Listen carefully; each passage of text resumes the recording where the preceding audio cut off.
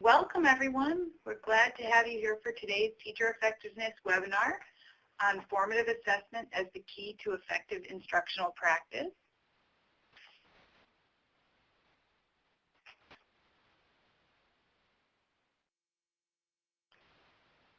As was mentioned, I'm Elizabeth Greniger, and I'll be your webinar facilitator for today. And I have the honor of sharing this next 2 hours with Dr. Margaret Heritage from the University of California at Los Angeles. I'll give you a more detailed description of her background, and before I do that, I would like to find out a little bit about who's joining us today. You'll see a poll come onto your screen, and please select the response that best fits the role you fill.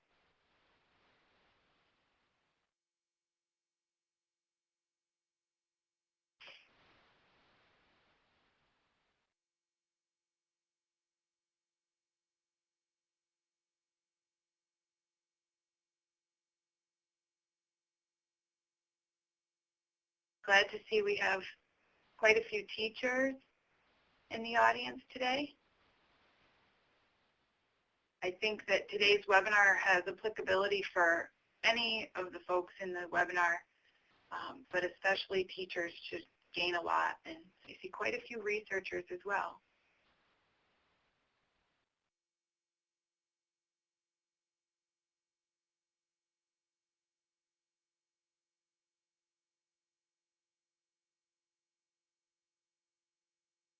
Okay, so I think we're about ready to get started with our featured presenter. Today I have joining me Dr. Margaret Heritage. Margaret is the Assistant Director for Professional Development at the National Center for Research on Evaluation, Standards, and Student Testing, otherwise known as CREST, at the University of California at LA. Current work at CREST includes a focus on data use for school improvement, including formative assessment and teacher evaluation. Margaret was the principal of the University Elementary School, the laboratory school of the Graduate School of Education and Information students at UCLA.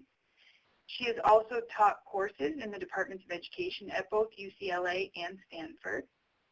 Margaret has co-authored papers on teacher questioning as formative assessment, teacher use of formative assessment evidence, and professional development for formative assessment use. She also wrote Formative Assessment, Make It Happen in the Classroom, and Formative Assessment in Practice, a process of inquiry and action. Margaret comes to us with a wealth of experience and background in formative assessment, and I know we'll really enjoy learning a lot about the topic over the next 2 hours. So at this time, I'm going to turn it over to Dr. Margaret Heritage. Thank you very much, Elizabeth, and hello everybody. Thank you for joining the webinar this afternoon. I hope it's going to be informative, and as Elizabeth said, there'll be plenty of opportunities for you to ask questions, respond to polls, and generally engage with us. So before we begin, I wanted to share this cartoon with you. Many of you have probably seen it, but it pertains very much to what I'm going to be talking about this afternoon. In the first box, we see one boy talking to another boy, and he says, "I taught Stripe how to whistle."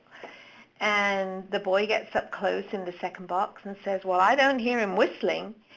And the response is, "I said I taught him. I didn't say he learned it." So the point of my session with you today is to really focus on learning and how formative assessment can ensure that when teachers are teaching, students are actually learning what the teachers are intending them to learn. And so this really is the whole focus of formative assessment, how evidence gathering and student involvement in the assessment process throughout learning takes place to support ongoing learning in the classroom. So we first of all have a poll we'd like you to respond to get us warmed up, get you thinking a little bit about formative assessment and what you already know about it. And we'd like you to first of all respond to these 4 questions. Formative assessment is a good idea but not backed up by research. Formative assessment is a specific type of test. Student involvement is a key practice in formative assessment, and formative assessment happens while teaching and learning are underway. So kindly respond to the poll. We'll just give you a few seconds to input your views on that, and then we'll take it from there.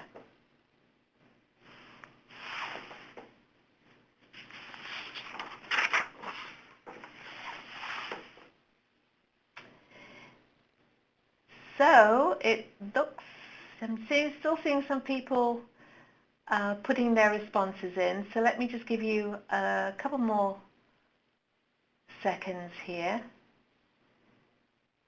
And when I see the numbers stop clicking, I will respond.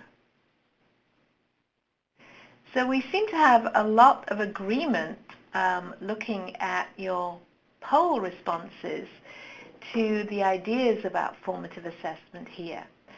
So let me start with formative assessment is a good idea, but not backed up by research. So the vast majority of the respondents think that, disagree with that statement. And in fact, that is accurate. There is research that backs up formative assessment. But it's research that backs up formative assessment in the way I'm going to describe it today. And I want to tease out for us the difference between formative assessment in terms of assessment for learning and assessment for formative purposes, because I see them as quite distinct. So if we think about formative assessment as assessment for learning and how all those, how the broad swathe of research that backs that up as a concept, we can certainly say that it's backed up by research. So formative assessment is not a specific type of test. We don't talk about formative assessments as though it's a property of the assessment. And evidence from formative assessment in that process of formative assessment can be elicited from many different ways, and I'm going to talk about those as we go through. Student involvement is a key practice in formative assessment, and most of you, in fact the vast majority of you, agree with that, and that is absolutely the case, that when we conceptualize formative assessment as assessment for learning, students are as equally important as teachers in the process. And formative assessment happens while teaching and learning are underway. That's absolutely right. It's not at the end of a sequence, it's during teaching and learning, so that learning can be supported and enhanced while it's in the course of development. So a lot of general agreement on this, and so we'll move on now to our next slide. Thank you for moving them.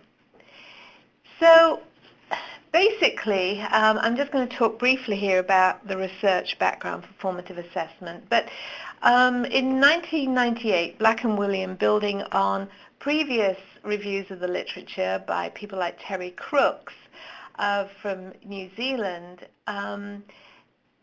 reviewed 250 full reports that pertain to formative assessment.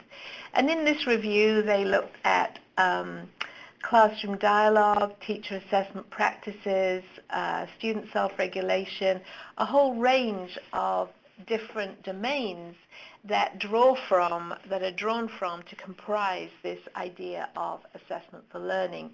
And what they found from their review analysis, that it showed that the practice of formative assessment, when effectively implemented, and I want to underscore that, when effectively implemented, formative assessment is not necessarily effective, as you might imagine, when it's not effectively implemented, and I'm going to describe what I mean by that later in the session. But in general, when it was effectively implemented, there were achievement gains, and subsequent studies have borne that out, that the gains when assessment for learning, formative assessment, is implemented, it does support student achievement.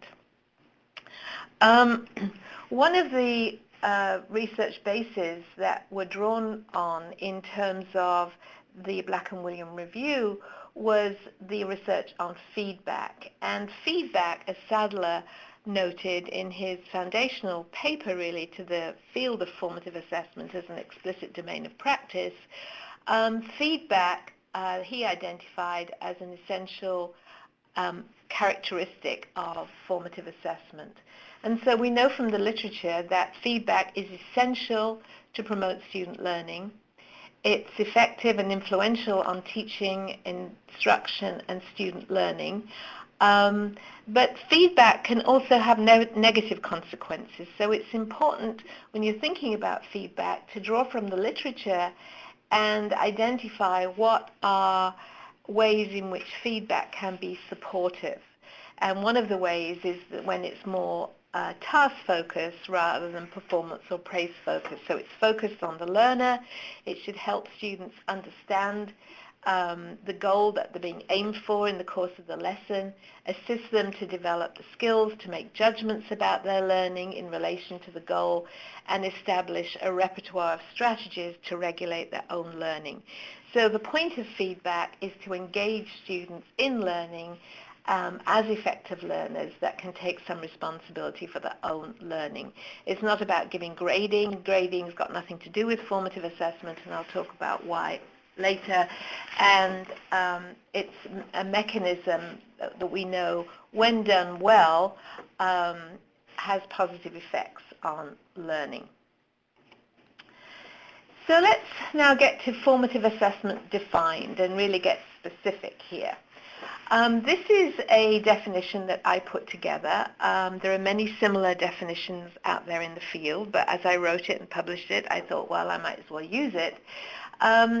So the idea here is that formative assessment is a planned process, so I'm not using it as the idea of an instrument. It is a process. Some people refer to it as a set of practices. Paul Black, who with Dylan William put together that initial review of studies of formative assessment, refers to it as a set of practices. But I'm talking here about a process that takes place continuously during the course of teaching and learning to provide teachers and students with feedback to close the gap between current learning and desired goals.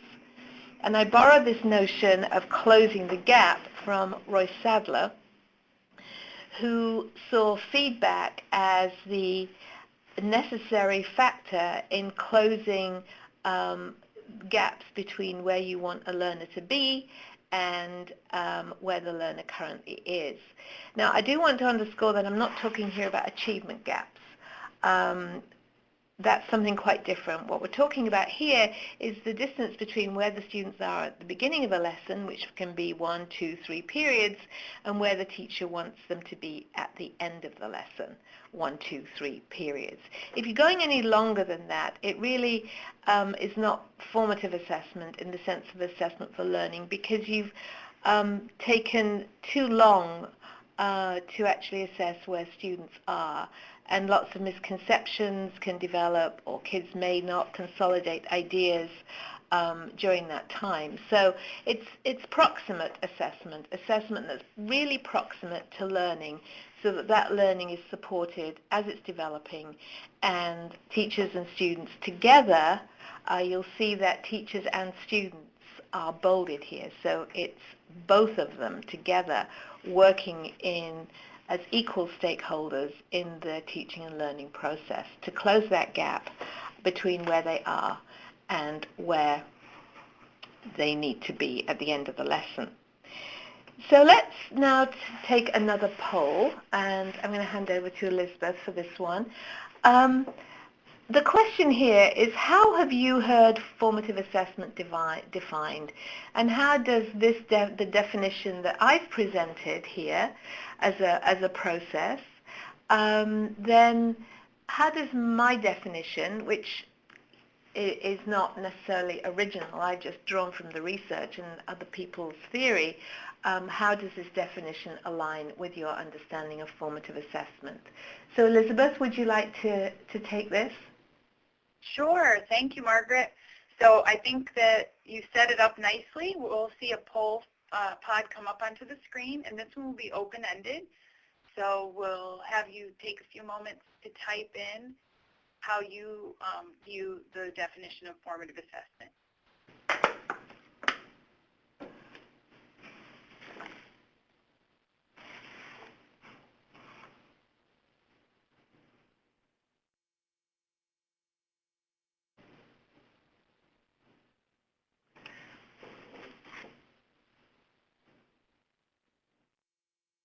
Great to see that so far many people agree with that definition and it jives with their understanding. Yeah, I'm just noticing what Pam said there, that there are competing viewpoints in the field. There are, but I do want to underscore there's now an awful lot of research and theory out there that supports the definition that I've put forward. But you're right, Pam, that there's still a lot of competing definitions, which I see much more as assessment for formative purposes rather than assessment for learning. Yes, Denise, you're right. So many states have gone off track and they believe a test is a formative assessment, and it's very unfortunate because that doesn't accord with the research base. Yeah, and Cecilia, it does add that the students receive feedback as well. Yeah, I'm seeing a lot of people.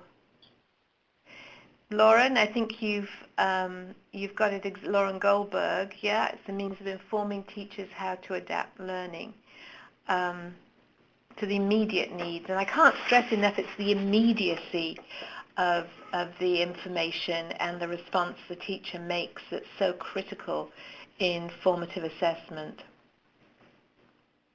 And I think a few others mentioned the process and the fact that the formative piece is involving the process. So that's helpful. Steve, the Smarter Balance definition actually has adopted the formative assessment state collaborative definition, which is consistent with what I've been describing here. So I think it does. I hope you're pleased to hear that, Steve. Yep, guides instruction based on student learning. I'm seeing a lot of alignment. People are still typing, so maybe we can keep on going a little bit longer, Elizabeth, because I hope everybody's having the opportunity to read what's here, because I think people are making some really good points.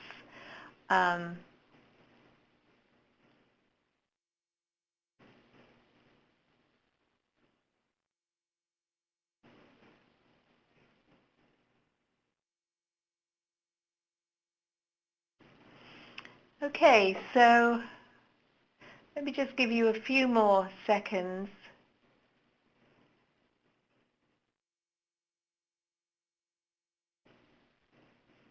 Yeah, I'm seeing what Melissa says. Describe the process or strategies like exit tickets are confusing.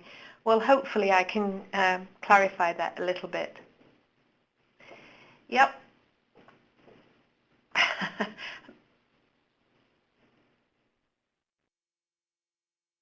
Yeah, so I think this is a great time to move this poll right out of the way so that we can... Yep, thank you everybody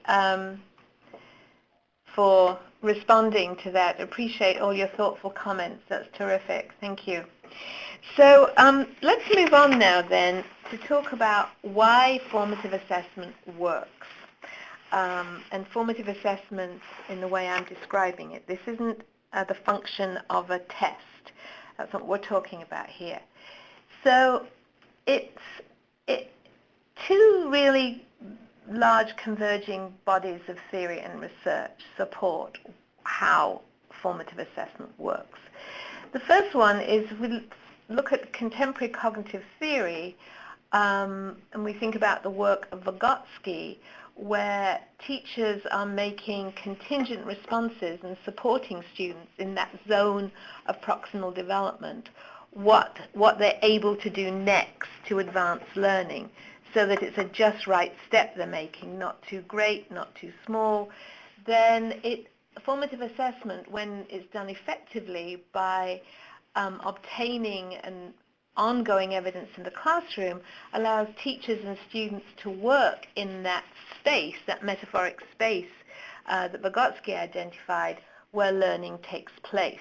And that's what we want to make sure in classrooms, and I doubt anybody would disagree with that we need to work consistently from the edge of student learning. Where have they got to? Whether are they partially understanding an idea?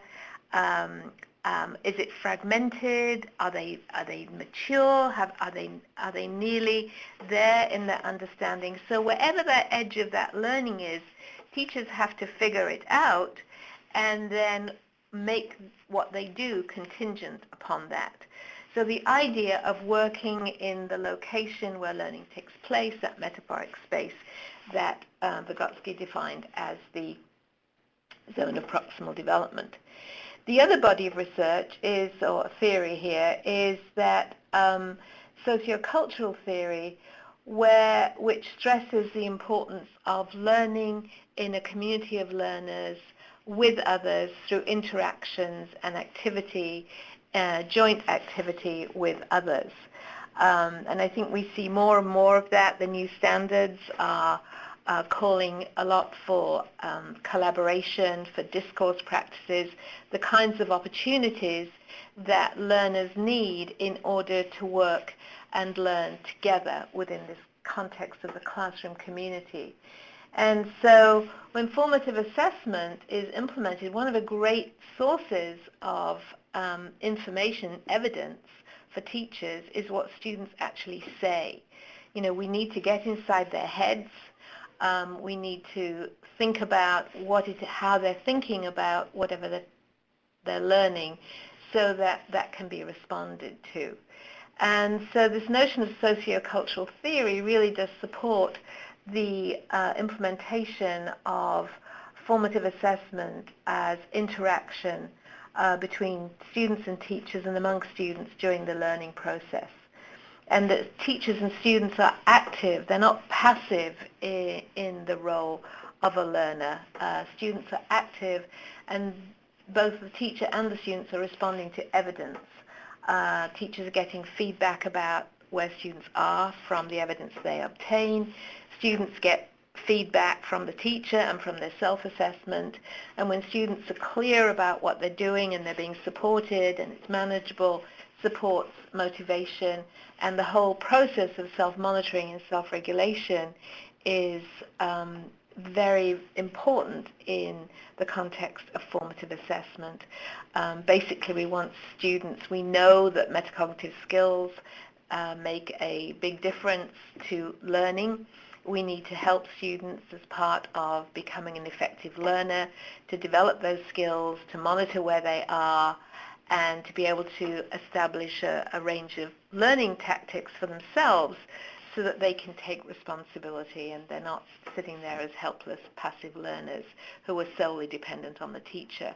If we end up with that, we're not going to have students who are college and career ready, which is the desire of the current reform movement in the US. So with that brings me to the current context that we find ourselves in the US. We are in the process of implementing college and career ready standards. The goal of these standards is higher levels of thinking and deeper learning, so that students are engaged much more deeply in the content. They're making connections between and among important ideas and principles in specific domains, and they are developing a body of connected knowledge with respect to the domains the standards address. And the whole point of deeper learning is that it becomes transferable. The learning then becomes transferable. So we're moving from often what's being described as atomistic learning, where students learn in bits and pieces. They learn one thing and then they learn another thing, and there's not a lot of connectivity between them. So the Common Core the the college and career ready standards that are being adopted in a range of places really do focus on building expertise in relation to important concepts and important principles and practices within domains over the K-12 period, rather than accumulating lots of atomistic bits and pieces of knowledge. So that's what we want, so that students, learners can transfer what they've learned and use and apply it in different contexts. The National Research Council, in their recent publication about 21st century skills, transferable learning in 21st century skills, and if you haven't read this book, I highly recommend that you look at it, because I think it's a really important landmark in terms of how we put together the notion of transfer and 21st century skills. I'm just noticing Terry Locke, your question, how do college and career align with Common Core standards? I think Common Core standards are an example of, Steve's already answered my question, thank you. They're an example of college and career ready standards. So thank you for that. I appreciate that clarification. So the National Research Council, their committee that reported last year on theory and research in relation to transfer and 21st century skills, identified these three domains of competence, so cognitive, interpersonal, and intrapersonal. And if we look at some of the key dimensions that they've identified here, so much of this has to do with effective implementation of formative assessment. So we want students in cognitive to be involved in adaptive learning, reasoning, argumentation, communication, active learning, critical thinking. I've just highlighted those, as I hope you will see as we progress through this presentation, that those are very much part of what students can develop as teachers and students engage in formative assessment. If we look at the interpersonal skills, for example, responsibility, collaboration, cooperation, those are all skills which come from engaging learners in the formative assessment process as active agents in their own learning, as do these intrapersonal skills. I've already mentioned metacognition, responsibility, self-monitoring. So all of these dimensions here that are identified within the cognitive, interpersonal, and intrapersonal domain are very much skills and capacities that students can develop through successful implementation of formative assessment. So I'd like you to be thinking about formative assessment as a pedagogical process rather than an assessment tool. It really is at the heart of pedagogy. If these are the skills and capabilities we want students to be acquiring in order to be college and career ready and productive 21st century citizens, then we need to think about pedagogy in the classroom that is going to support this. And when you consider formative assessment as a pedagogical process, as opposed to more frequent use of mini-summative tests, then I think you see how formative assessment can support students and teachers in acquiring these skills and capacities for students. So in this context, I already said that we're moving towards deeper learning. We're not really going for superficial learning anymore. It's not that learning can go from 0 to 60 in 2.6 seconds like a sports car. That's not the goal here. If it's deeper learning and grappling with important complex ideas, which the college and career ready standards are calling for right across the board, then students are going to need to be given time to develop these deeper understandings. And so teachers need to be paying really close attention to how these understandings are developing in the course of development. And so the purpose of formative assessment is really, I've identified three main things. That we need to build on where students already are. We know that from cognitive science, that the importance of prior understanding and building on where you are to take you to the next step. And even when you're in the course of grappling with ideas, teachers have got to be aware of where are students in the course of grappling with them so they can help to support them to make the ideas more consolidated and more clarified and understood. So building on where they are, engaging in this idea of contingent pedagogy, so you're actually responding to where students are in their learning. And, you know, it would be very nice if we had a, you know, some kind of dipstick, mechanical dipstick that we could stick inside kids' heads and pull it out and say, oh, yeah, this is where little Johnny is in relation to understanding X concept. Now I know I need to do this. We can't do that. So we have to externalize their thinking. We have to get substantive insights along the way as they're developing their thinking and forming understanding, so we know where they are, and we can support them. And as I already outlined, 21st century skills are very much part of the pedagogy of formative assessment when it's effectively implemented in the classroom. So substantive insights, as Laurie Shepard, it says, in substantive insights, not scores. Scores don't help us know where students are in the course of their thinking. Building on where they already are, that's what we need to be focused on in instruction. Where are they? What's our next move to advance them from where they are, wherever it is, and then supporting this development of 21st century skills. So I'm just looking at some of the comments now in the parking lot and noting that people, I'd like to draw your attention to some of the comments because I think these are very pertinent. The pedagogical process allowing us to model metacognition for students. We have to do this, folks. We can't just ignore these ideas of metacognition. We've got to get students good at this. We've got to involve them in the process because at the end of the day, there's only one person that can learn, and that's the student. So we have to give them all those possible skills to do it. We can teach them all we like, but there's no guarantee that they're going to learn. So we have to help them be learners. And I completely agree with Pam, who talks sophisticated observation abilities and notice when it's appropriate to step in. And Terry's quite right, building on where they are means teachers also need to be keen observers of students.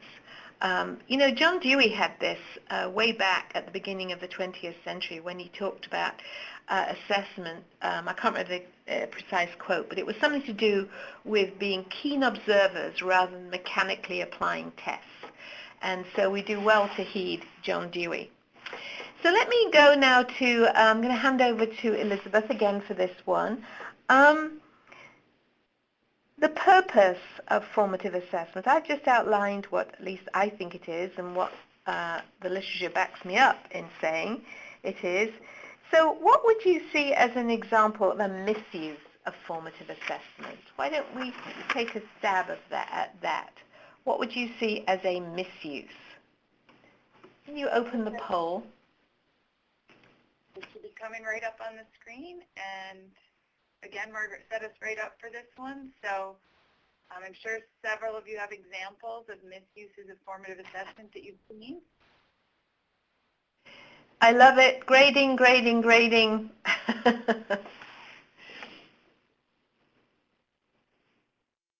Yeah. Mm-hmm.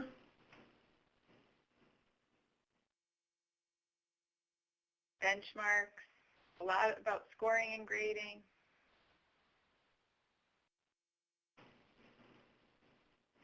Yeah, that's a nice one, Michaela, about feedback that's not specific and actionable, quizzes, using grade. Yeah. Wow. A lot of really great points here. a couple points about the feedback also, and I know you'll get to that in some of the upcoming slides, so people are interested in hearing a little bit more about what is effective feedback and how to use feedback appropriately. Yeah. I'm looking at Omar and Kyla's not giving students feedback or observations that don't result in change. I think those are really important because you can collect all the evidence you like in the course of a lesson, and if you don't do anything with it, well, it's pointless. Similarly, if you give children feedback and you don't allow them to do anything with it, that's pointless as well. So it's this idea of action, I think, is key. Very nice, Susan. Unidirectional, not a co-constructive, collaborative interaction between. It's not unidirectional. It's both. Some very nice examples here. You see Gail. Hi, Gail. Thinking it's the product of test scores. And, you know, all these purposes that you're describing here are assessment purposes for a different kind of assessment. You know, I'm not setting up formative assessment in opposition to summative assessment. What I'm saying is they have different purposes, and we need to be really clear what the purpose of formative assessment as assessment for learning is. Not in opposition to summative, but as part of a comprehensive system where teachers are able to focus day by day, minute by minute, on where their students are to ensure they're consistently moving forward to where they want them to be. So a lot of what you're putting here are the function of summative assessment. Oh yeah, I like Pam. Pam, I'm going to get to that. Feedback that's not aligned to the learning intention success criteria, and then assessing what was not taught. So lots of great examples that are being put up here. Super. Thank you so much. Are we done now? Is everybody finished typing? I want to make sure that we capture everybody's point of view. I see Joe DeGarbo and Kathy Callahan are typing.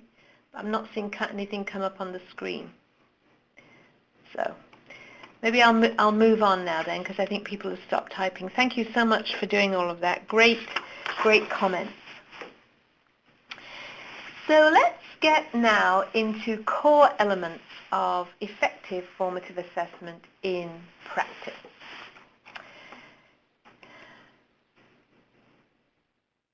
So as I see it, there are 4 core elements of formative assessment. Identifying the gap. What is the difference between the current gap and the desired goal? Identifying an achievable gap, so that the point about the pedagogy is that when students begin a lesson, the goal has to be somewhere that's manageable within that zone of proximal development.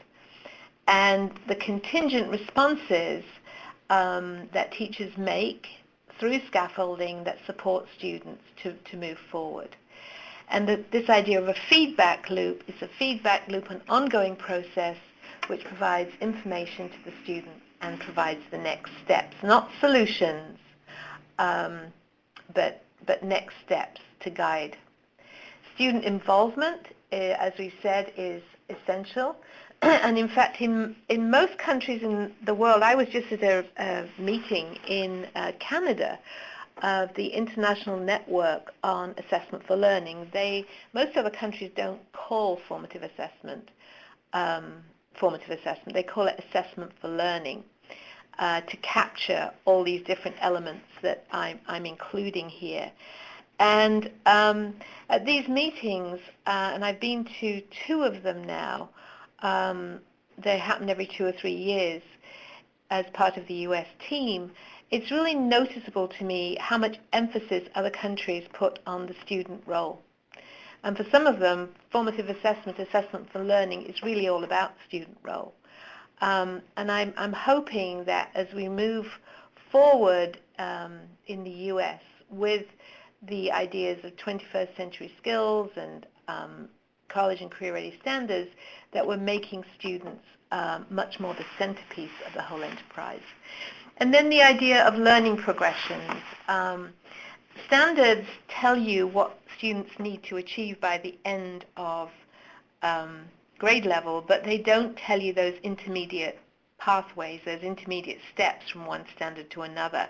And so we have to either draw from existing learning progressions or think about learning progressions and what are those building blocks, the steps that lead to the final goal. And it's those building blocks that then become the focus for instruction and formative assessment.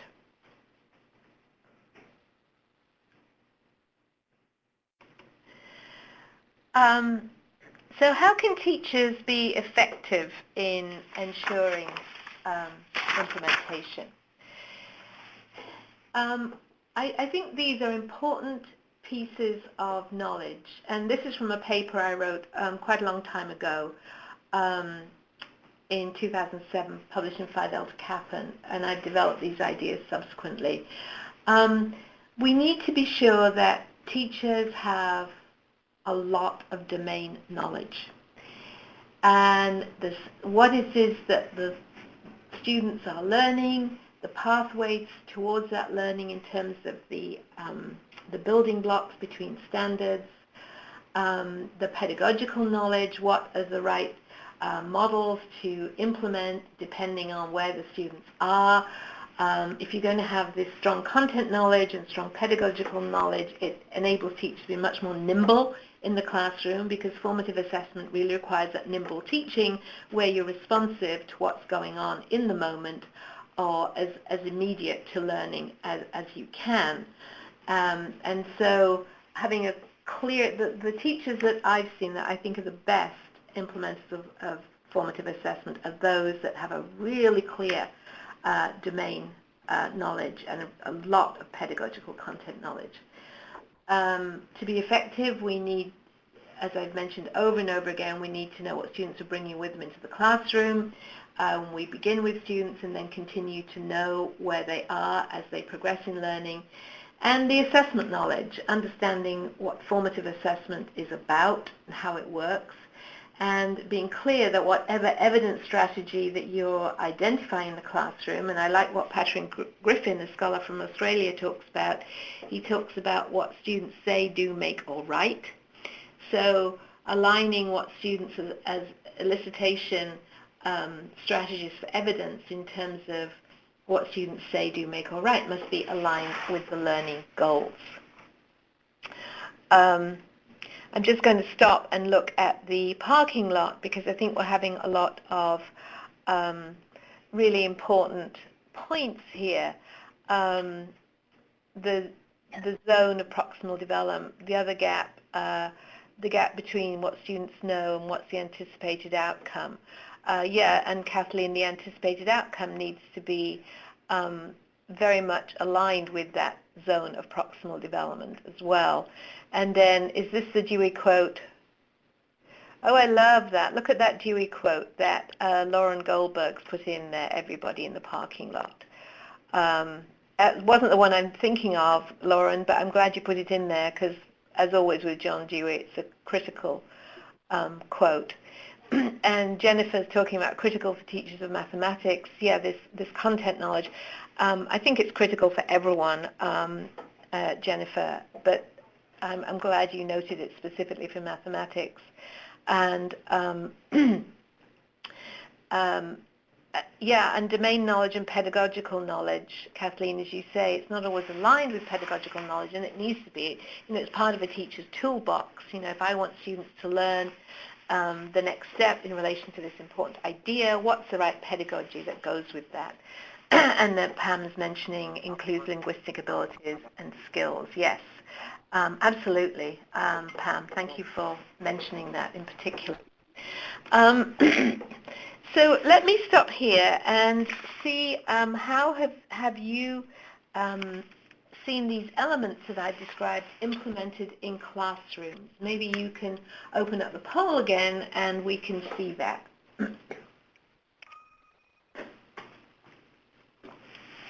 And maybe while we're giving folks a chance to respond to that question, maybe it's a great time. We've got several questions in our pre-registration, so I'd like to ask you a few of those as we wait for folks.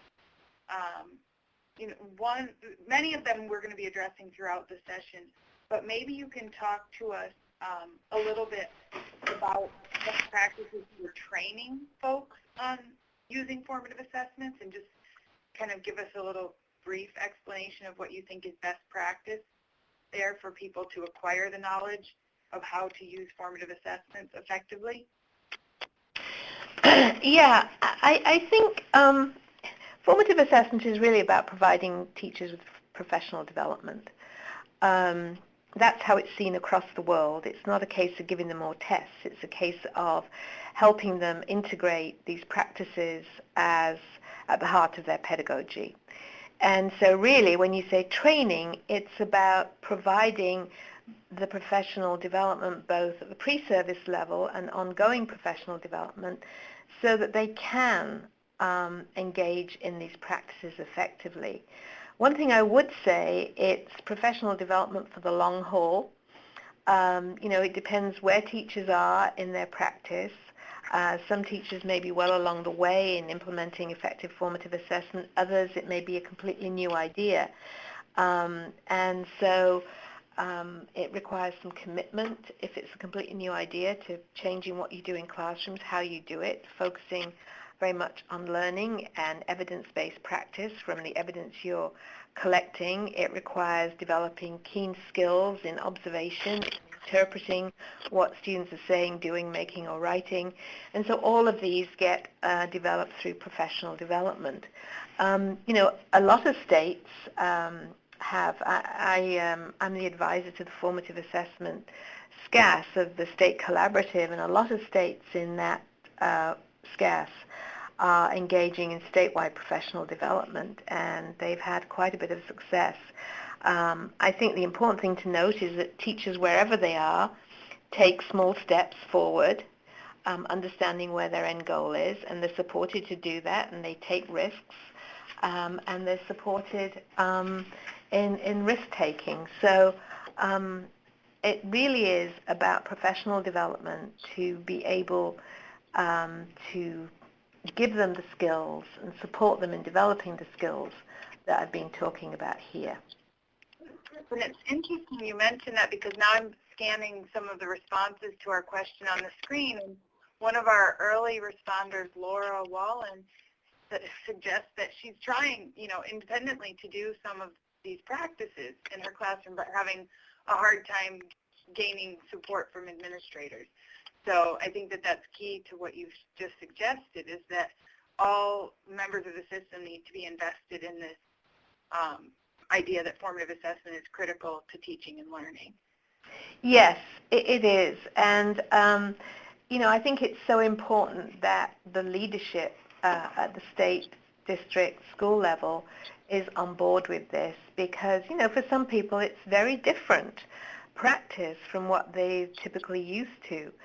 It's really about quality teaching, and some states have made it very explicit that they see formative assessment or assessment for learning as a critical element of quality teaching in the classroom. And I think it's hard when you're trying to do something on your own and perhaps people are not quite understanding what it is you're trying to aim for. So I think a lot of work is also done with school administrators who also need to develop new pictures of practice if this is something they're not familiar with.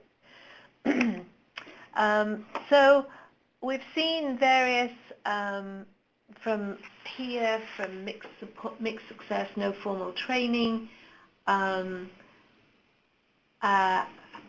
to individual conferencing with students and teachers in the reading and writing workshop. Actually, Andrea, I do think that's a really good model for formative assessment. I've seen it done very effectively when teachers are very planful about who they're going to conference with, the kind of conversations they're going to have, what they do as a result, the notes they make. very intentional about making sure they conference across the full range of the class so that it's not just one or two kids here and there, but they're very systematic in their evidence collection. So Joan's seen learners involved in developing their learning goals.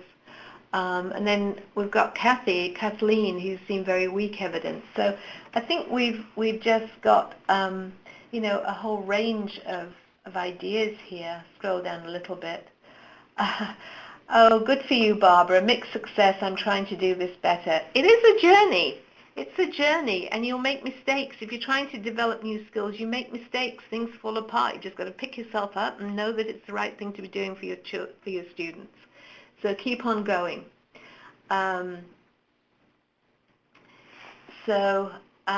seeing, and Judy, formative assessments often underemphasized in higher education. Hopefully that will change. I hope so too.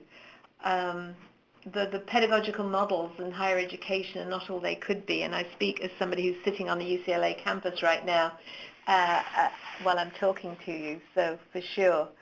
An efficient way to document FA is important. Teachers need only as much information as they need to take a next step, because think about it. Your whole goal in getting the evidence is to make that evidence as out of date as fast as you can. If your goal in getting the evidence about student learning while it's in the course of developing, you take action with the intention of changing the student's state from where it is now to a more advanced state. Therefore, the evidence you have should be out of date almost immediately or nearly immediately. So I think only take as much information as you need to take those next steps with students. Are you agreeing? Agreed, Gail. What did Gail say? In math class, after students, ask the students for rationale for the answer. Yeah. Very nice. That's a very nice example. If everybody reads what Gail has up there, asking the answer, but then providing a rationale, then asking other students, do you agree with this? Why do you agree with it? Why don't you agree with it? That gets a whole lot of evidence for the teacher, plus a lot of insights from one student to another. Margaret, I know that a few people early on mentioned the use of curriculum maps. Can you talk to us a little bit about the relationships you might see there? I'm sorry, I'm getting quite a bit of interference, Elizabeth. I couldn't hear the question. No problem.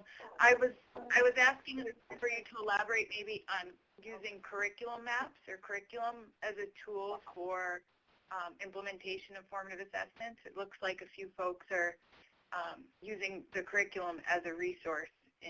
Yeah, well, I mean, it'll give you a roadmap, hopefully, if it's designed in terms of how important ideas develop over time.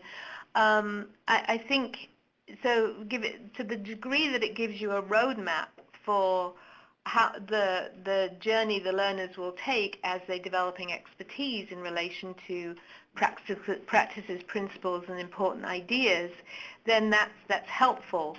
But teachers still need to do a lot in terms of refining it for daily lesson goals.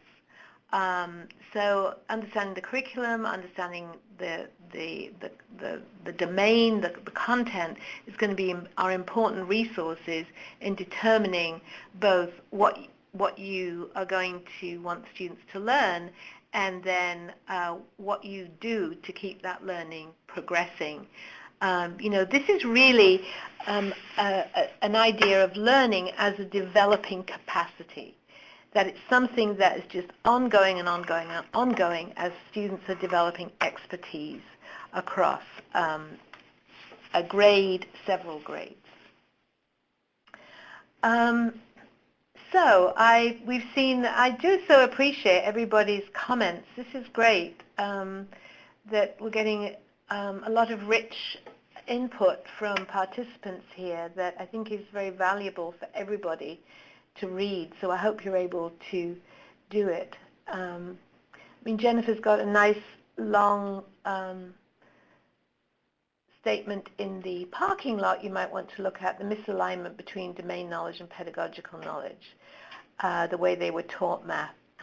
This brings me to a point. I think we've got to start talking about learning and keep going on so much about teaching. This assessment for learning meeting I was in, there were people there from Singapore, and I know we've been very admiring and looked towards Singapore in terms of certainly the ideas in the math Common Core standards. And the people from Singapore they had a really nice little mantra, because they said what they're working on over there is teach less, learn more. And I think we might actually use that here in the US. Teach less, learn more. We've got to do all these different things to help learners learn more. And teaching, and I'm not suggesting teachers don't teach, but I think we need to really put the focus that teaching is a means to help learners learn. And let's keep focus on the learning. Yeah, I like that, Omar. I'm glad you do too. Teach less, learn more. That's the mantra in Singapore right now, hot off the press. So let's then move on. I think we have now Jennifer. I wanted to make Jennifer's point there. A well-designed math assessment. I want to really make the point about, if you're going to use an assessment, it has to be so clearly aligned to the current learning goal for the lesson, and it has to provide tractable information for instruction. So when you're thinking about using any assessment in the context of assessment for learning as opposed to assessment for formative purposes, and really you can use any assessment for formative purposes. You can do something with it. But that is different from what I'm talking about with assessment for learning, and how the field within and outside the US really views assessment for learning. So just add that little caution there to be clear that if you use assessment, it must be aligned to the learning goals of the lesson, and it needs to provide you and the students with tractable information. And a lot of them don't. Okay, so thanks for hanging in there with me, folks. Let's now get down to some of the nitty-gritty and look at formative assessment in practice. So what do we see as the main features? I just want to respond to Kathleen. I do love good curricula. I love good curricula too, but I'm going to underscore the good curricula and the examples of exemplary resources. I love those too, but they need to be connected to important ideas and not just things that tell teachers what to do, not just stuff. So I appreciate your point there, Kathleen. Okay, so back to main features. The first one is that formative assessment is really driven by having clear learning goals. Some people call them learning targets. Many countries in the rest of the world call them learning intentions. I noticed somebody on the chat earlier referred to them as learning intentions. What I mean is, what is it the kids are going to learn as a result of showing up in this classroom for this period, the next period, and perhaps the period beyond? What is it they're going to learn? Now, we need to be clear that we make an important distinction between what they're learning and what they're doing. Many years ago, you can probably tell I'm from the UK, and before I moved to the US, which is a long time ago now, I was an inspector of schools in the UK. And I'd go in and I'd ask the teacher, well, what are they learning? And the teacher would always describe to me what they're doing. And I said, you know what? I can see what they're doing. Why are they doing it? So what are they learning? Any assessment is tied to learning goals. You would be pretty upset if the assessment from Smarter Balance or PARC were not aligned to the learning goals, i.e. the standards, the end of the year learning goals. Any evidence collection needs to be aligned to the goal the learning goal. In this case, we're working at a very short cycle in Dylan Williams' terms, short cycle of assessment, i.e. the lesson. The success criteria, those are indicators of what it means to have achieved the goal. Think of them as performances of understanding or performances of skills. So it might be that you want students to explain something, model something, describe something, etc. They're really important to have, both for the teacher and for the students, because everything in formative assessment depends on the clarity and the accessibility and the understandability of these learning goals and success criteria by the students. I'm noticing Pam said there, I asked the children what they're learning and they nearly always tell me what they're doing, and it's because they're what the teacher told. I completely agree. Most classrooms I've been in, and I've been in a lot over my time in education, I always get either because the teacher told me to, or they tell you what they're doing. So, no, Melissa, I don't think there are some types of learning goals that have success criteria, because there need to be indications what the performance is of either the skill or the understanding or the application is. So the next one then, eliciting evidence of learning. This is core. And you notice I'll say don't administer assessment. I'm not saying administer assessment, because how you elicit evidence of learning can be done in so many different ways. And basically, if it's a good instructional task that builds students' thinking, that builds their learning, that builds principled knowledge, then you're going to get some insights into how students' learning is developing as they engage in the task, particularly if you start to ask questions, listen to discussions, really promote substantive conversations between and among the students. So eliciting evidence of learning. Evidence-based teaching and learning, so that what you're doing literally minute by minute in the classroom has a base in evidence. Now, this kind of assessment really privileges teacher judgment. And unfortunately in our country, we haven't privileged teacher judgment as much as we need to in assessment. And we've really got to support our teachers to develop those clinical skills of being keen observers, being keen interpretive listeners, of how learning is progressing so that they can be responsive, and base what they do minute by minute in the classroom on the best evidence that they can obtain of student learning. And remember, in any assessment, there's always measurement error in any assessment, and teachers may not get it right every time, but if they're constantly assessing students, they will have a continuous stream of information that they can work with.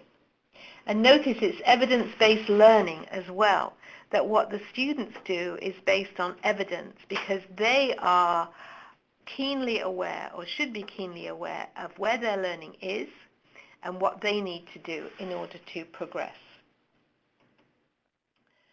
I'm also feedback to students. I think I've talked about feedback, and I'll get into feedback in a little bit more detail in a moment. But this is central. Feedback to teachers to students from the teacher, feedback to students from their own internal self-assessment, and feedback to students from each other, from peers. But feedback that supports students to make those next steps and develop a repertoire of learning strategies. And then I think I've mentioned this over and over again, so hopefully this is well situated in your mind, student involvement through self and peer assessment. And remember, they cannot do self and peer assessment if they don't have clear learning goals and success criteria. That's why every learning goal needs some success criteria. because those are the basis on which students are able to monitor their own learning. That's why they need to be explained to students, made accessible to students, so students, as Roy Sadler says, have the same conception of quality as the teachers do. So this isn't cheating, this isn't telling kids how they do it, this is helping them understand what it is that they need to be able to do. So, I'm seeing that in the parking lot, people have got some good resources. My friend Sue Brookhart, yes, I agree, she's got great frameworks to decide success criteria. So, and John is identifying a reasoning mind. I see there's a lot of math people on here today, which is great. So please check out the parking lot, everybody, because there's quite a bit of information there for you to use. So operationalizing then these ideas, these features, really comes through 3 key questions. And the first is, where is the learner going in this lesson? And of course, I want you to be thinking about what of those features help the teacher to understand where the learner's going.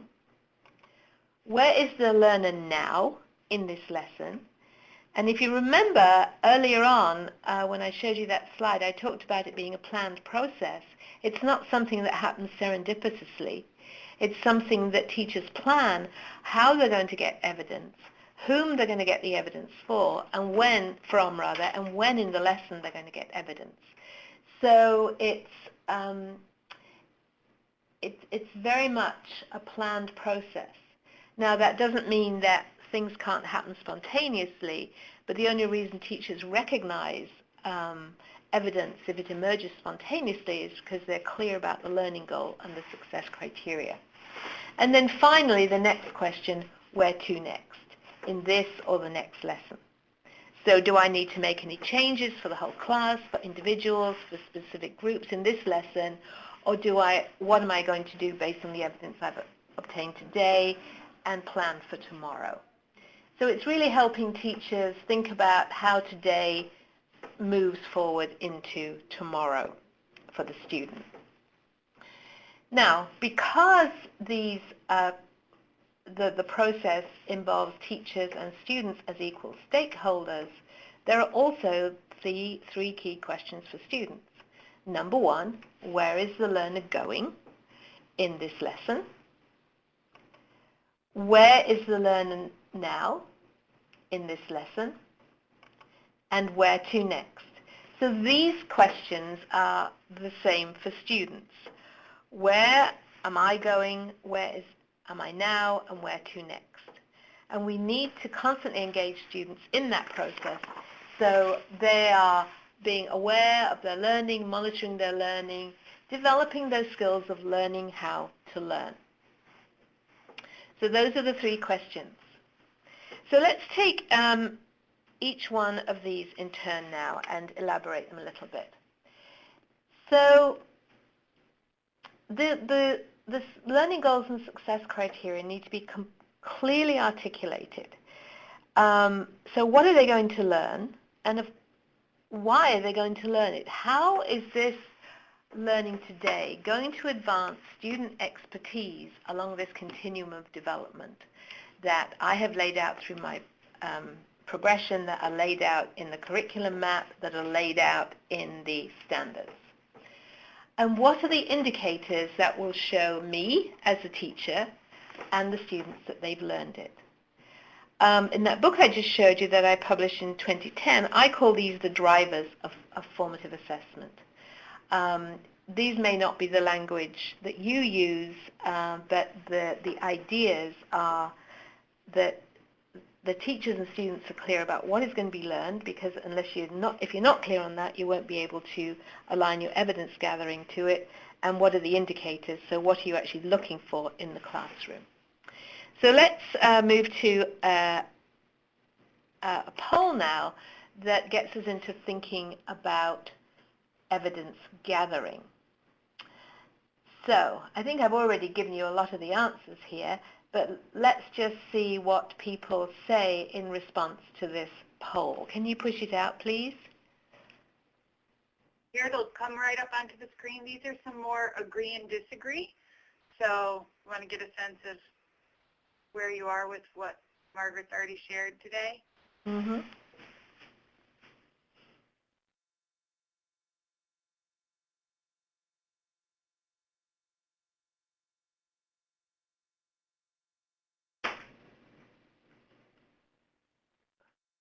So I'm seeing quite a lot of agreement about good instructional tasks can serve as assessment tasks. We have some people who don't agree with that, but if they're designed to build thinking, then really you should be able to get some insights into how students are thinking, particularly if you combine them, and I regard pedagogic questioning as an instructional task. That gets incorporated there. Evidence gathering always occurs at the end of the lesson. It doesn't always occur. I mean, it could occur at the end of the lesson, but I would be very cautious about going through a whole lesson without having any understanding of where your students are in relation to what you're trying to have them learn. Unfortunately, so many lessons in schools are still 40 or 50-minute periods. Frankly, I don't know how anything gets done in that time frame. But I guess if you have a very short period, then you might leave it till the end of the lesson. But I would really caution you that if it's not, if you go through a whole period and don't know where your students are, how they're thinking about things, it may well be that certain learning opportunities have been lost. And there's no single way to collect evidence. So 3 people disagree with that, and really there isn't a single way. As I said, it could be assessments if they're instructionally tractable and you align with the learning goals of the lesson. But as I said, it could be instructional tasks, opportunities for students to engage in conversations with each other. And one thing that I think really benefits formative assessment is the emphasis on discourse in the Common Core standards, those college and career ready standards, because in many areas, and my own research is on interaction as teacher-student interaction as a source of evidence in formative assessment. So I appreciate people's comments to responses to the polls. That's really helpful. Yeah, it is important to incorporate UDL principles, but when I'm thinking about an instructional task, it needs to be accessible to the student. It needs to be designed to support that student, whoever that student is, from where they are to where they need to go next. But thank you for mentioning that, Carol. I think that's important. So let's continue. Then evidence-based teaching and learning. So first of all, we need to have some knowledge about where students' starting point is. So if it's introducing something new, then assessment needs to be focused on eliciting that prior knowledge. What are students coming into? Because if there's one thing we know from cognitive science is that any new learning needs to connect with prior learning.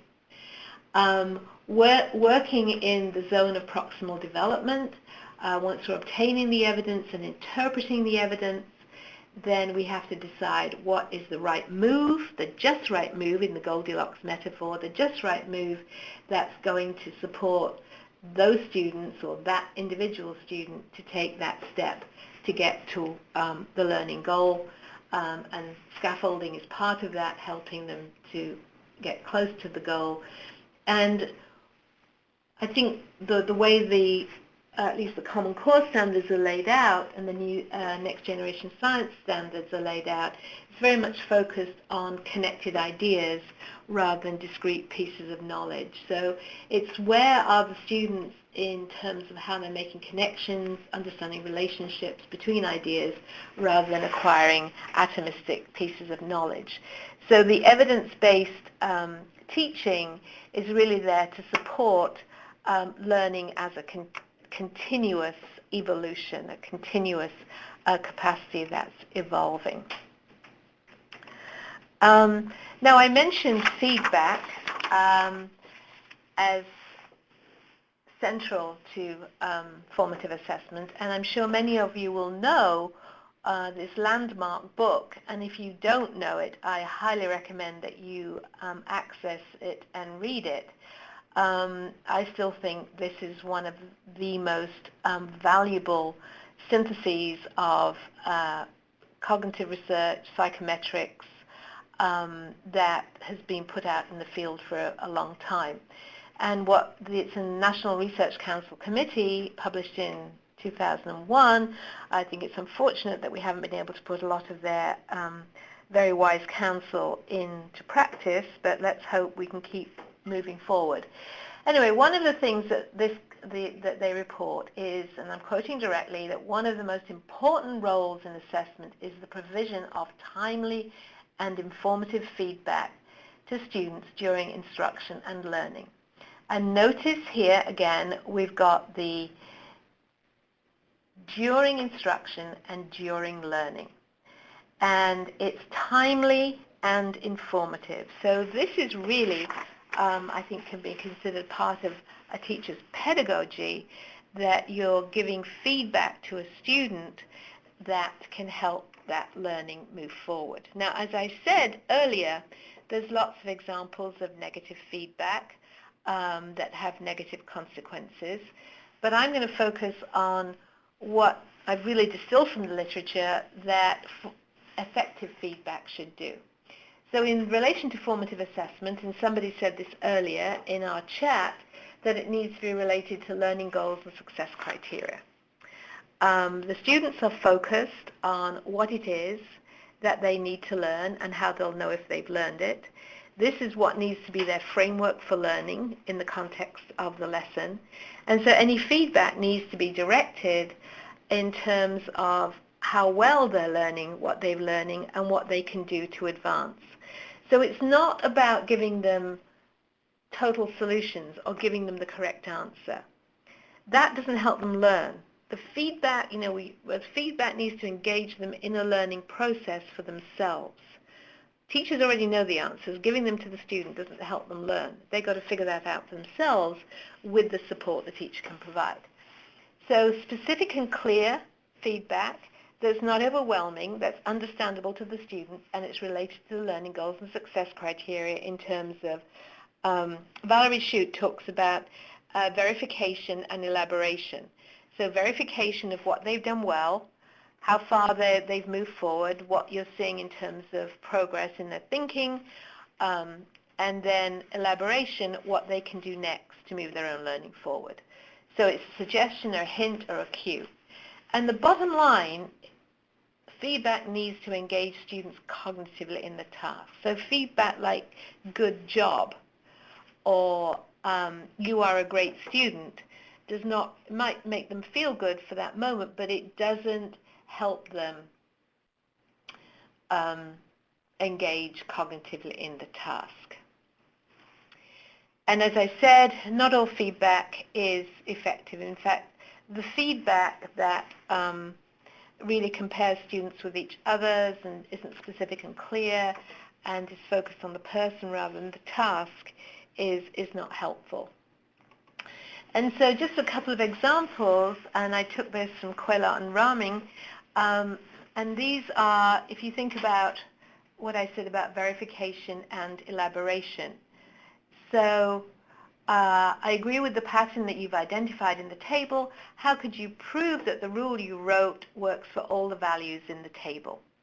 So you've got verification and then an elaboration just to push the thinking further. Similarly in this one, I see all the combos that have a chocolate chip cookie nicely organized to support the 6 in your fraction. How can you use one of the 12 strategies we discussed to further support the 12 in your fraction? So again, it's giving them feedback and pushing that learning. So giving them a suggestion, giving them a hint, giving them a cue. And then I said earlier that it's only useful if students are going to use it. So I know feedback is more manageable when it's done orally in the context of the lesson. There are lots of ideas for, especially middle and high school teachers who see a lot of students, how you can give comment markers on student work, different strategies for being able to provide feedback.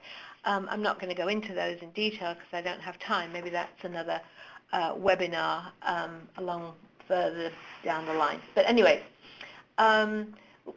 students need to be given time to use the feedback, and the feedback itself can help them develop those learning strategies. So every time they are given an idea that they can engage with and push their own learning, they've actually developed a strategy that they can draw from in the future. And again, it's coming back to that focus on the learner as learners and not those that are on the receiving end of teaching. So, if you look at the literature on feedback, you will see that grades do not meet any of the criteria of effective feedback. I am not going to say don't grade. I think we need to be a lot more judicious about when we grade and for what purposes, but I'm going to leave that for others to talk about. The point I want to make here is that grading is not the same as feedback, and grading should not be part of the formative assessment process. I mean, grading is essentially an evaluative judgment. I don't want an evaluative judgment when I'm trying to learn something. Give me the opportunity to learn it, adjust your instruction, give me learning opportunities that meet me where I am in the classroom, provide me with feedback, help me learn it, and then you can evaluate me, but give me that chance.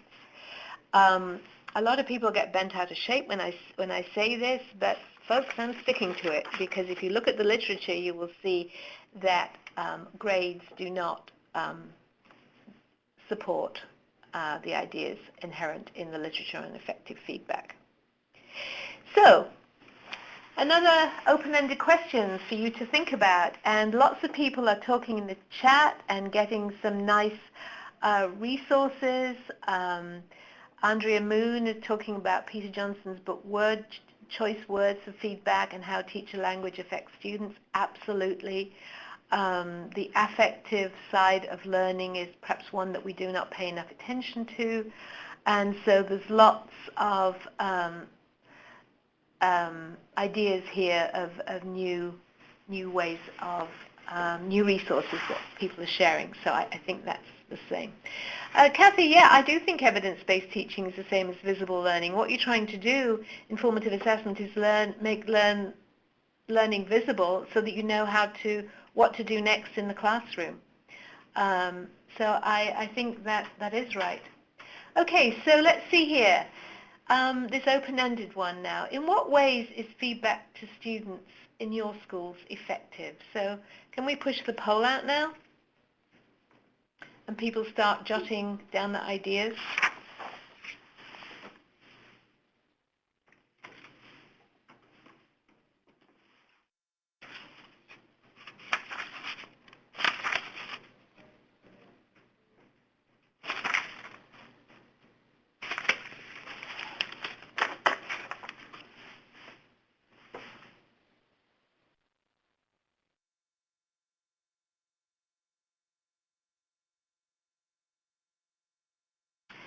That's very nice, Pam, what you've put in the poll here, aligned to the learning intention.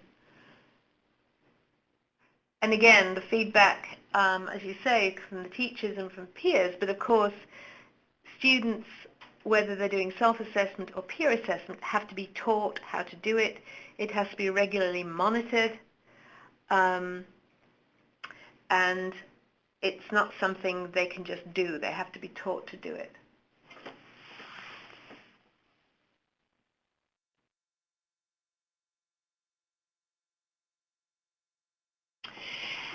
You know what you said, Melissa, I don't see it in schools. Teachers find it too time-consuming to give this type of feedback. I hope we can change their minds and help them think more about learning. If we know the effects of feedback on learning are so powerful, then we need to pay attention to that. And so perhaps this is another case. I mean, I don't know your context, but it could be a case of less teaching and more learning. I don't know, but I just want to respond by noting the powerful effects that feedback can have on learning. So yeah, Melissa, thank you. Thanks for agreeing. Yeah, journaling, lots of opportunities, some great ideas here.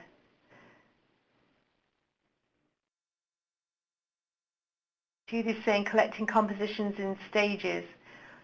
Absolutely. Don't wait till the end and then give a grade. I mean, you want stages after each aspect of the composition has been focused on, and then they can learn. Then they can have the feedback and develop those skills. Yeah. So I'm going to make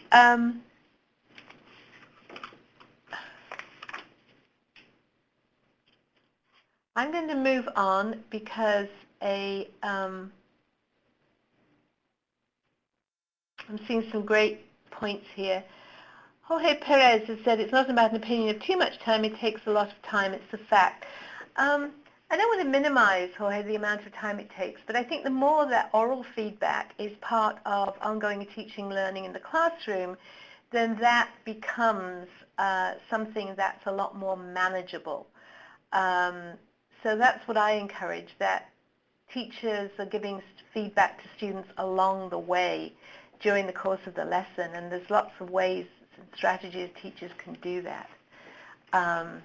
So yeah, thanks for raising that point.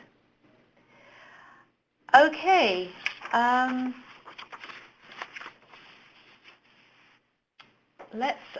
We are beginning to run out of time. We've got half an hour left, and so I want to make sure that we talk about these other points here and make sure that we get through everything that was intended.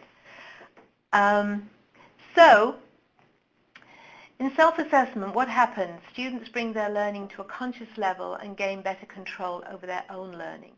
We want them to be conscious about knowing what they're supposed to learn, knowing that the indicators of what it will look like when they've learned, and self-monitoring to know where they are in relation to these goals and criteria. And as I said, they generate internal feedback, and they can take the self-regulatory action. So if I'm a learner, and you all do this, you're all successful learners, and you all do this as a matter of course, that if you're not learning something, you have some self-regulatory strategies to know what to do in response. So it's thinking about, have I solved a problem like this before? Do I need to reorganize the information? Do I need to do some more research? So that you are an active participant in your own learning. And so if we look, did I move it? I think I moved it quickly. And so students can eventually become more independent, but it's the job of teachers to provide that structure in which students can be reflective about their own working. So thinking about your own learning, just a couple of examples I wanted to give. This is a teacher I worked with some time ago, and this is what she does at the end of every lesson. She has the students, these are the criteria for, success criteria for lesson, and so she gives them the success criteria, that's the focus of the lesson, she's referring to them all the time.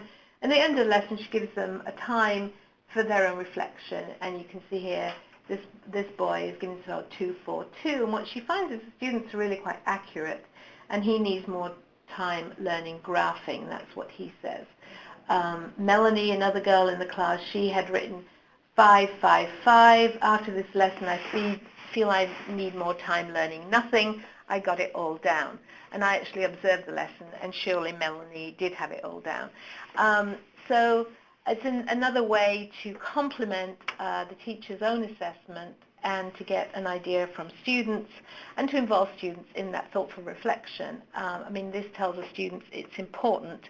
The teacher wants me to be reflective about my learning and will be responsive to it. an example of a student log, what was perhaps for older students, students are encouraged to think about what was successful about your learning, what difficulties did you encounter, how did you manage them. So really putting the responsibility back on the student in terms of being reflective. So they need to build in these structures and time in the class. So I think this gets back to teach less, learn more, time for feedback, time for self-reflection, which we know are important contributors to learning overall. So those are just a couple of quick examples. And peer assessment. Peer assessment can really help students get into self-assessment, but again, they need to be clear about the criteria. They need to be given the kind of language that can be constructive to their peers. They recognize the quality.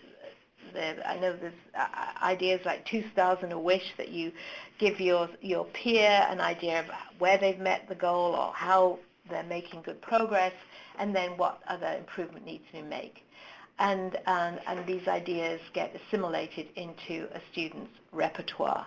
So peer assessment is another good way to help students get feedback, but also the person providing the feedback can get as much insights into their own learning as those receiving it.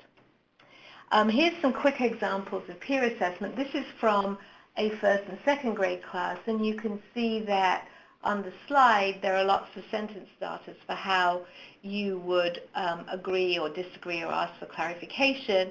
And I've spent quite a lot of time in this classroom, and the children do really talk to each other like that.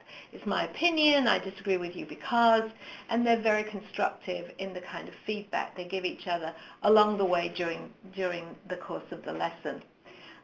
Here's an example from the same class that the teacher places student learning mathematical strategies on the bulletin board, I guess you'd call it, and the students have post-its and they can look at each other's strategies and provide them with feedback. And remember, these are first graders who are providing this feedback.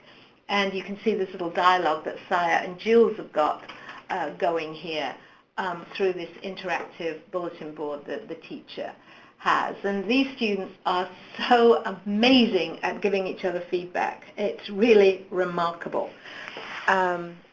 I wish I could show you video of it. They're just incredible.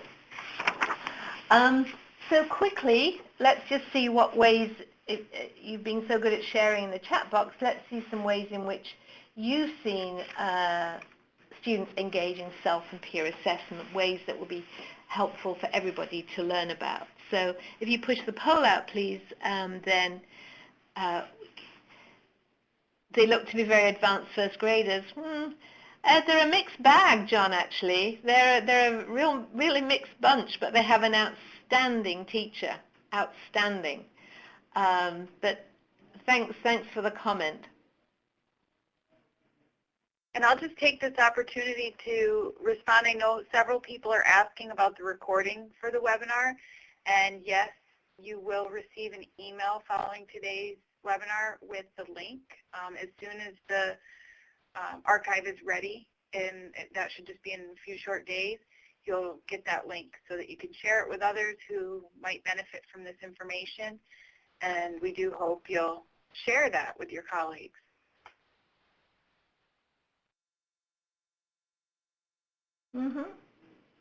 Morning meeting. I think, Omar, you mentioned earlier that you have a preschool class when one student's sharing. That's a perfect time to support children in responding to each other's ideas. Dialogue, Pam, that's nice. Using the checklist to assess their own writing. Yep. So a lot of good ideas here for how people can use feedback. And so I'm hoping that when you're saying the checklist, you're really meaning the, you're also referring to the success criteria for the learning goal. Because some checklists I see don't really have anything to do with the learning goal. So my anticipation is that that's what you are referring to here. Glow and grow, I like that, Cecilia, where students provide feedback for where it was glowing and where they can grow. That's really nice. Glow and grow, I love that.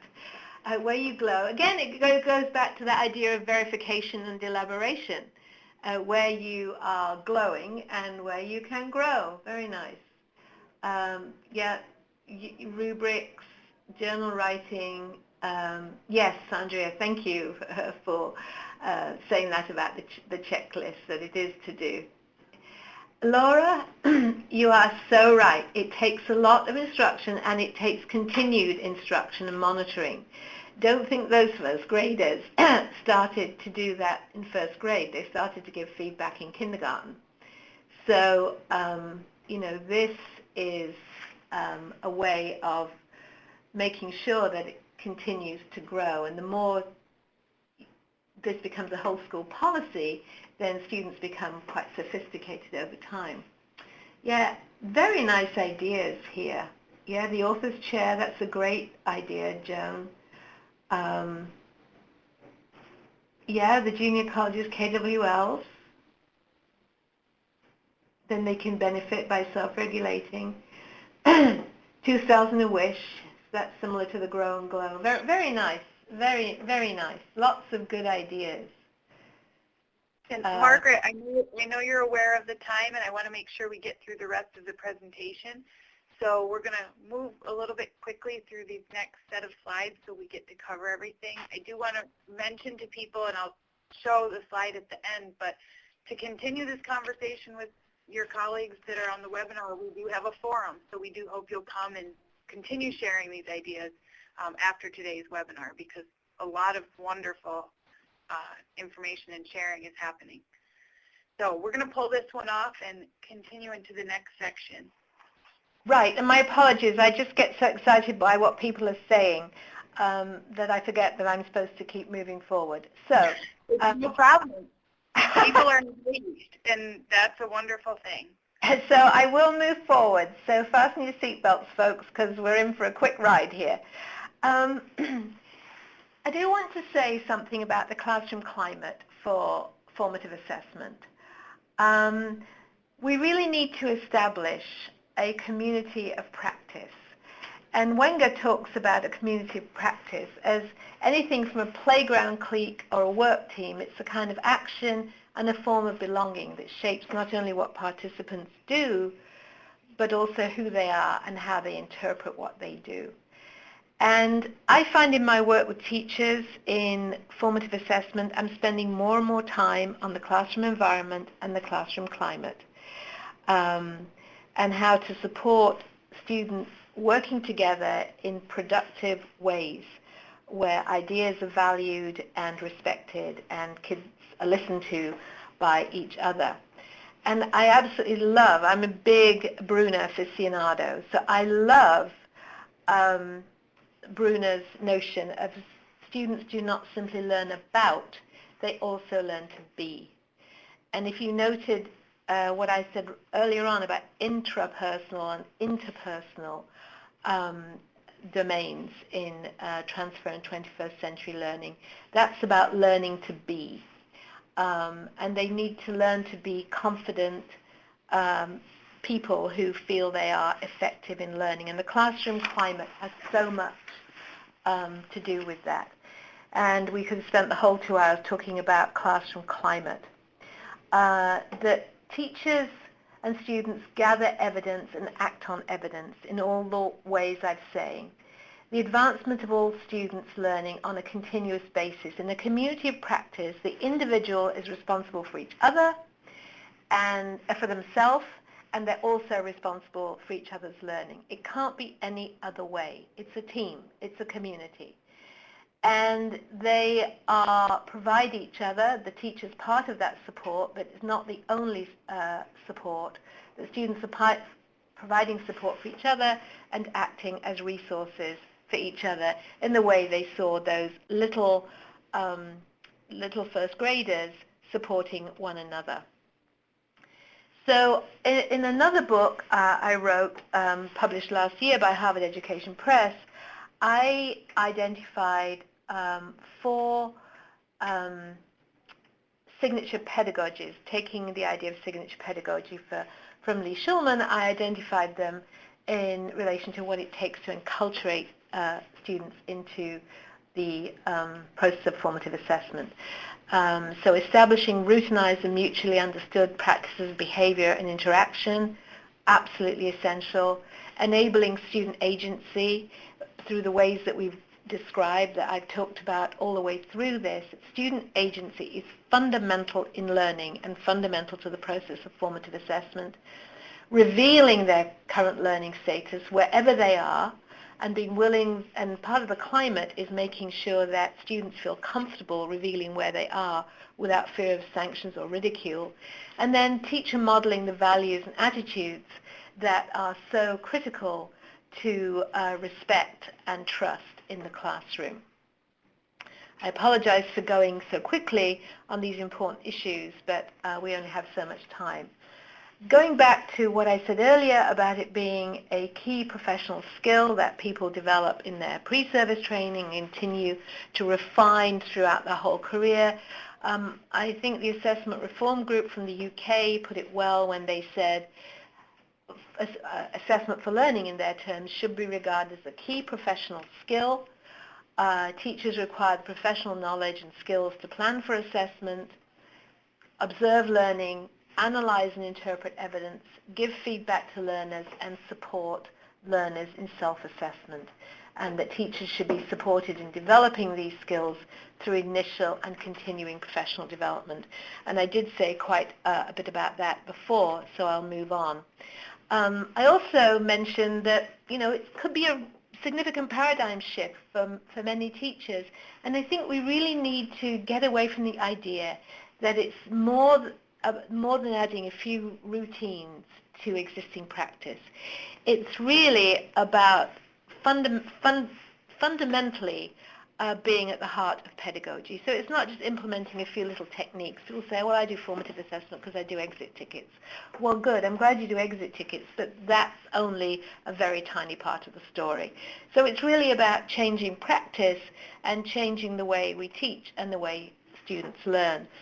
And going back to the point that I can't remember the name of our colleague here who said she tried it but wasn't getting much support, that I have culled this from teachers who I believe are some of the best exemplars of formative assessment in the country. And they say the following, that there needs to be belief in formative assessment as worthwhile, a sustained commitment, you have to keep on going, a safe place for professional learning. Just as we want the classroom to be a safe place for students, we want schools to be a safe place for teachers to learn, to try things out, to fail, and to learn from mistakes. And providing opportunities for collaboration and discussion among teachers. Professional learning communities have been mentioned. That's one really effective way of encouraging teachers to think about practice and think about formative assessment. And it's the job of school leaders to create and preserve time. I do not subscribe to this idea that we don't have time to do this. Creative school leaders are able to find time. And it's my belief that, and I speak as a former school principal of 3 schools, it's my belief that we spend a lot of time doing things in schools that would be better served not being done. And of course, feedback to teachers from their peers and from their administrators must occur at all levels. The kind of constructive feedback that we know works for children also works for adults. I'm going to pass over this because we don't have time. My apologies. And I want to conclude really my part here by noting 2 comments from teachers. The first is from Sean. Oh no, I've only got 1 comment. I thought I'd included 2. But I think this comment from Sean, who was engaged in professional development, a 2-year professional development in formative assessment, how he reflected toward the end of the process, and he's still continuing to grow and to learn, how he reflected on his changes. And he said, and these are his underlinings, I used to do a lot of explaining, but now I do a lot of questioning. I used to do a lot of talking, but now I do a lot of listening. I used to think about teaching the curriculum, but now I think about teaching the student. And I think this really well reflects the paradigm shift that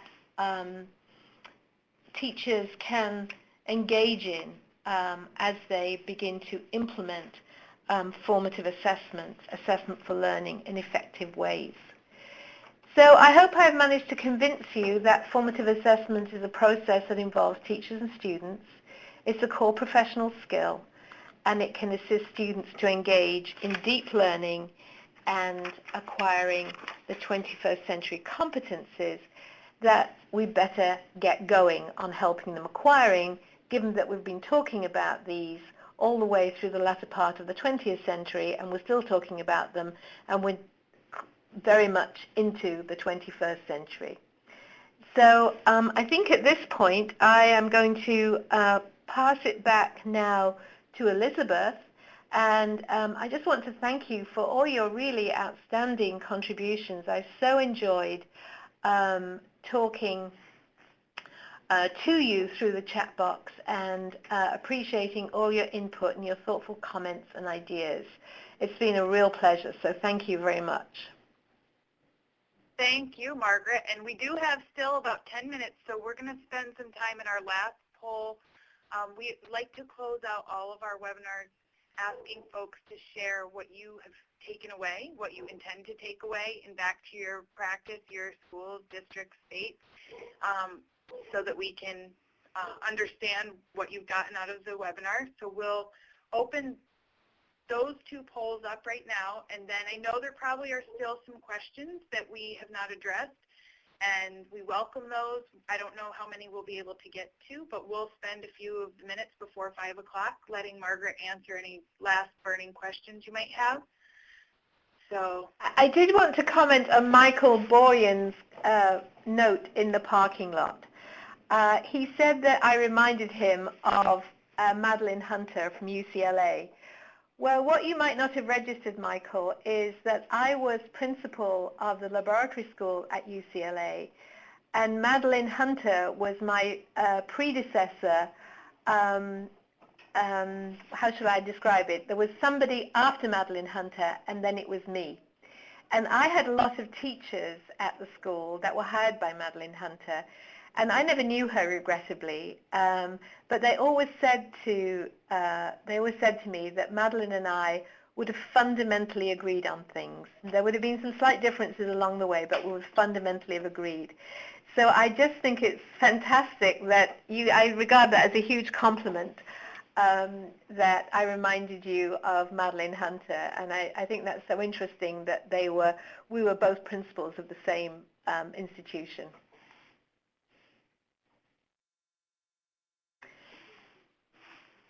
Oh, I love what Laura said. Am I allowed to comment, Elizabeth? Yes, absolutely. I know I've signed off. Oh, Alexandra, I'm so happy that that's your takeaway. It's a process and not just a task. Love it. Laura, not about getting it perfect. It'll never be perfect. If we were perfect, we wouldn't be in this game. We can always improve. Ongoing connecting, yes. Cassie, wonderful. These are great. I hope people are paying attention to these. Core professional skill. Yeah, I think there's so many. I mean, I could comment on every single one of these, but please everybody read them, because they're just wonderful what people are writing here.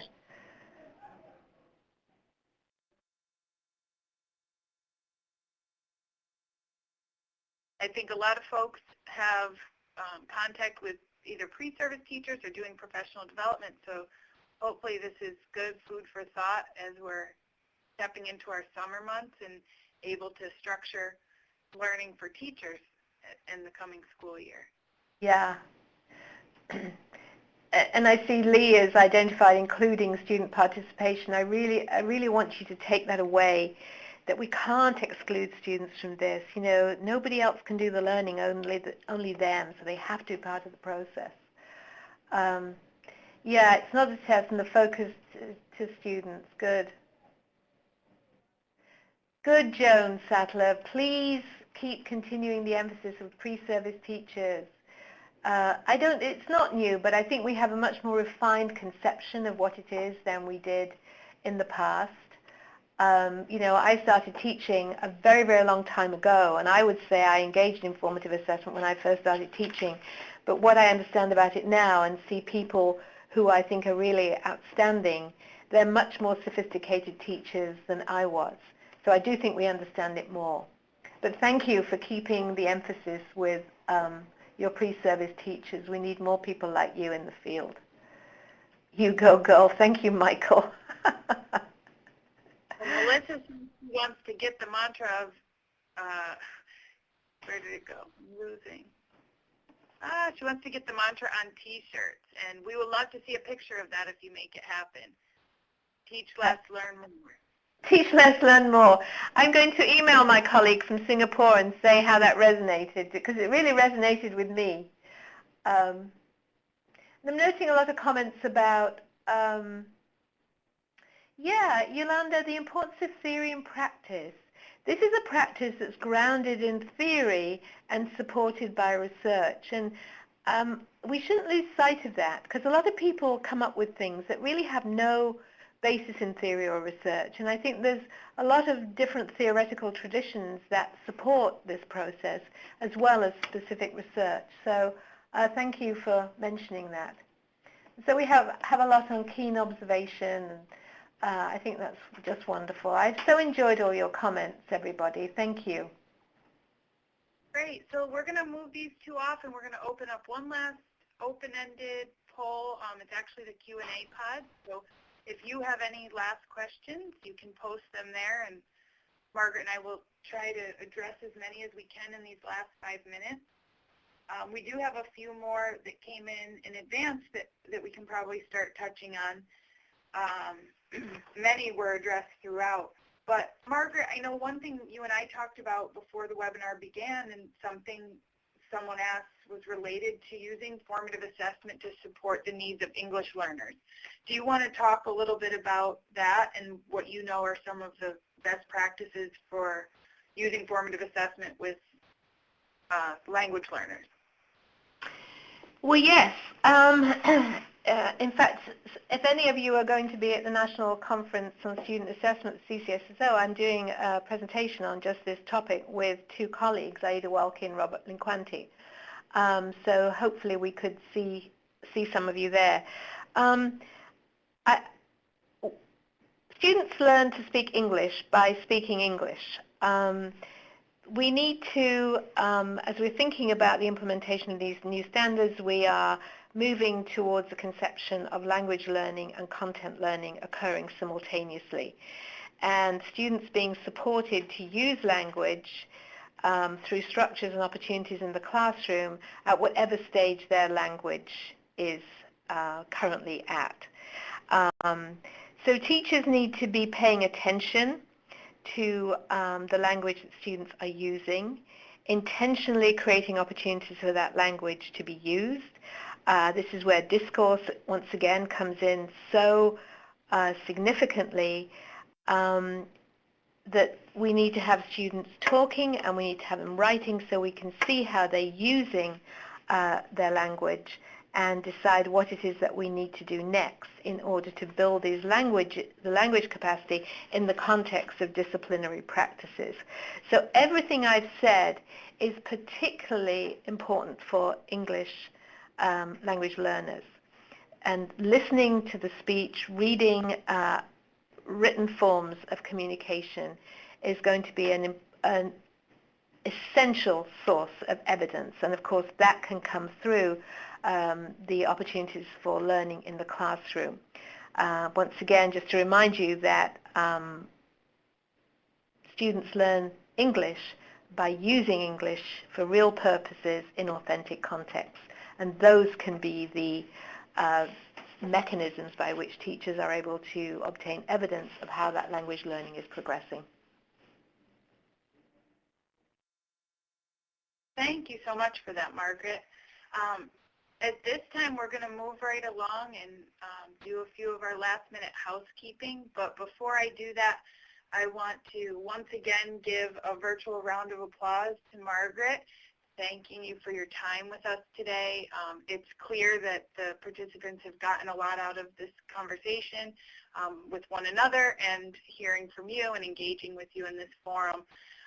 You'll note both of our contact information on the slide. We will both welcome any comments or questions that you might have after today's webinar. Myself more generally on the Teacher Effectiveness webinar series, and Margaret, I'm sure, would be glad to respond to any of your questions related to formative assessment. Absolutely. Thank you again, everybody. I've thoroughly enjoyed connecting with you. And as I mentioned earlier, we do have these forums on the REL Mid-Atlantic website. We'd encourage you to go to the forum and connect with one another to continue these conversations. We'll also encourage you to come to some of our upcoming webinars. We have our Ask an Expert online chat series, our next of which will be next Tuesday, and that will be on quality classroom interactions with Drew Jitomer from Rutgers. We also have our next Teacher Effectiveness webinar, which will resume in September once the new school year begins. We'll be addressing science education and teacher effectiveness.